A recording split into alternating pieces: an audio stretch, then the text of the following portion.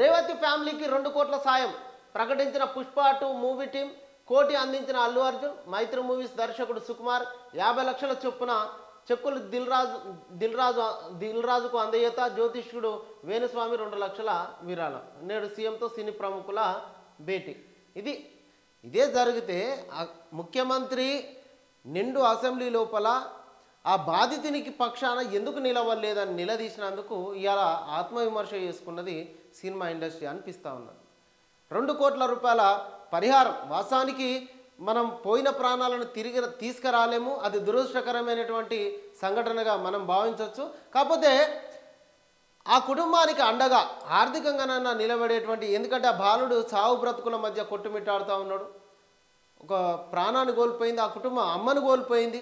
అమ్మను కోల్పోతే సర్వం కోల్పోయినట్టే. కాబట్టి ఆ కుటుంబానికి అండగా నిలబడేటందుకు 2 కోట్ల రూపాయలను అల్లు అర్జున్ వాళ్ళ ప్రకటించడం ముందే కనుక ప్రకటించి ఇట్లా ప్రెస్ మీట్లు పెట్టి ఇబ్బంది పడే కంటే ముందే ఇట్లాంటి ఆ బాలుని పరామర్శించడమో లేకుంటే ఆ కుటుంబానికి ధైర్యాన్ని చెప్పడమో చేసి ఉంటే ఇలా అల్లు అర్జున్ పైన విమర్శలు వచ్చేవి కాదు.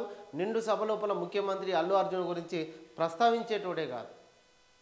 ఇక దీనికి ఇక్కడి నుంచి సినిమా ఇండస్ట్రీ వెళ్ళిపోవాలని చెప్పేసి ఈ ప్రయత్నాలు జరుగుతూ ఉన్నాయని చెప్పేసి ప్రభుత్వం పైన బురద వెళ్ళేటువంటి ప్రయత్నం చేస్తే ఖచ్చితంగా దాన్ని తిప్పికొట్టిరు.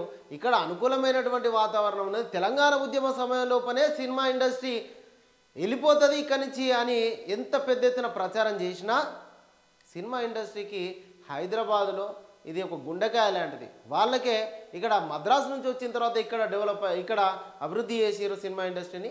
ఇక్కడ ఆల్రెడీ ఉన్నాక మళ్ళీ ఆంధ్రకి ఎట్లా తీసుకుపోతారు?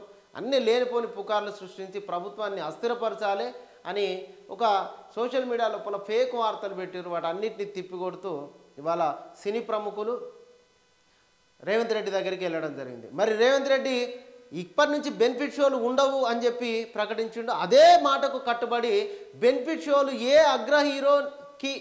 అగ్రహీరో సినిమాకి బెనిఫిట్ షోలు ఇవ్వకుండా సాధారణంగా షోలను పెట్టి టికెట్ ధరలను సామాన్యులకు అందుబాటులో ఉంచినట్లయితే వినోదాన్ని వినోదంగా చూడాల్సినటువంటి అవసరం ఉన్నది. కాబట్టి వినోదాన్ని కేవలం బెనిఫిట్ షోల పేర్లతోటి ఒక్కొక్క టికెట్ను 6,000 12,000కు పెట్టి అమ్ముకుంటూ నిర్మాతలకు లాభం చేసే విధంగా ప్రభుత్వం చేయొద్దు. ఇవాళ ఆ సందర్భంగా మన తరపున ఒక విజ్ఞప్తి చేస్తా ఉన్నాం. సామాన్యులకు కూడా వినోదం అందుబాటులో ఉండే విధంగా టికెట్ ధరలను మామూలు రేట్ల లోపలనే అందుబాటులో ఉంచే విధంగా ప్రభుత్వం చొరవ చూపాలి. రేవంత్ రెడ్డి ఆ దిశగా ఆలోచన చేస్తారని చెప్పేసి కోరుకుంటా ఉన్నాం.